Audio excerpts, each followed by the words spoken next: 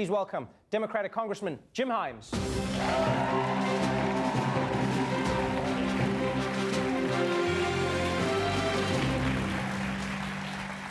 Welcome back to the show. Thank you, Trevor. I wish I would meet you under better circumstances. It feels like I always see you after a mass shooting. Yep. It feels like there is always a mass shooting to see you after. You tweeted after this event, now we're obsessing over whether the Nevada carnage was terrorism.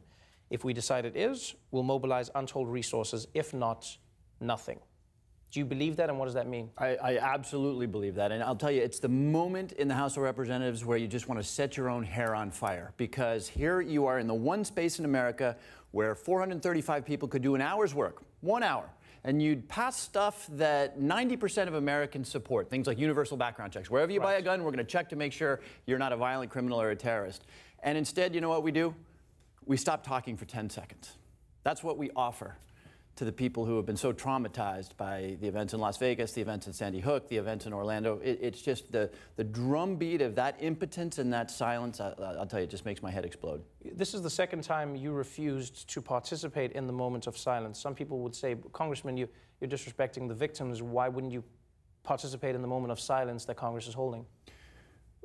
Anywhere else, in a Rotary Club, at a baseball game, do a moment of silence. If you're in the one room where you could start fixing this problem that no other country has, that is resulting in 35,000 or so Americans every single year dying, and what your answer is, let me just stop talking for 10 seconds. Oh, by the way, the flag at the top of our building, we're going to drop that down 20 feet.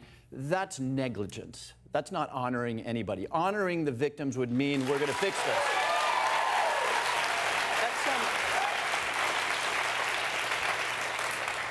Let's talk about the arguments around the discussion, because there are people who would say, Congressman, background checks wouldn't have prevented what happened in Las Vegas. This man was a legal gun owner. This is someone who had no record of anything. So what's the point of passing a universal background check? Which is, you know, tool number 7 in the big toolbox of things that the opponents of any gun safety, and at the core of that, of course, is the NRA, have to distract us, to make us forget. You talked about it earlier. You know, this is not the moment to have a politicized discussion. It's funny, after 9/11, I don't remember us sitting back and saying, let's let a couple of days go by before we figure out who did this to us and how we ought to address it.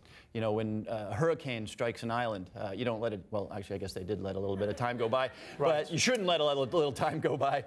You know, this is the moment in which the American people are looking to us for an answer. And saying that this particular case wouldn't have been solved by things that we know would dramatically reduce gun violence, again, universal background check, things like putting limits on the kinds of weaponry that people can own. Look, I'm a Second Amendment guy myself. I support the Second Amendment. I actually like shooting firearms. I don't want to take away people's guns. I just think that we should check you out, that there should be limits on the guns that you have. And yes, we should take up mental health care. You know, 2/3 of the gun deaths in this country are suicides. That says there are a lot of distressed people out there that you ought to address, but you also ought to make it a little less easy for them to get the tool that will end their lives. Don't you feel like that would always end up being the ultimate paradox for Americans, is that a lot of the time you are in the place where you say, I love the Second Amendment, I love shooting guns, I think we should have guns, but not certain guns and not guns for certain people.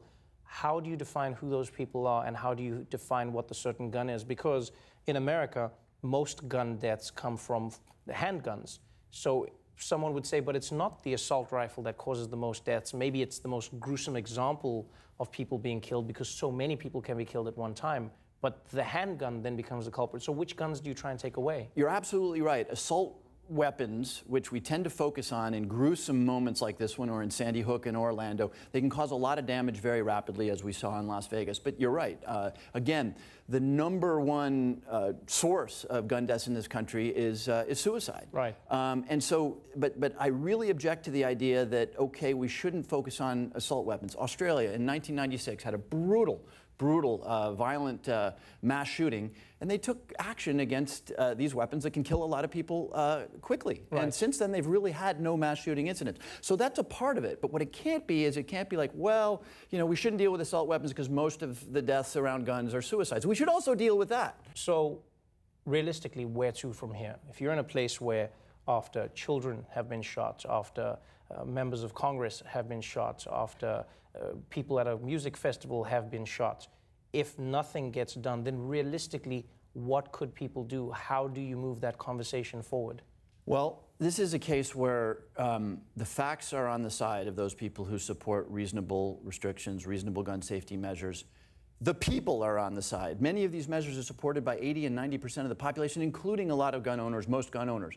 So I think the best answer to your question is the kind of activism, the kind of mobilization that we saw, that we've seen for a long time, but that in particular that we saw that prevented the repeal of the Affordable Care Act. The attempts were there and there and there, and you know, people showing up at town hall meetings and saying, don't take away health care from 20 million people. Right.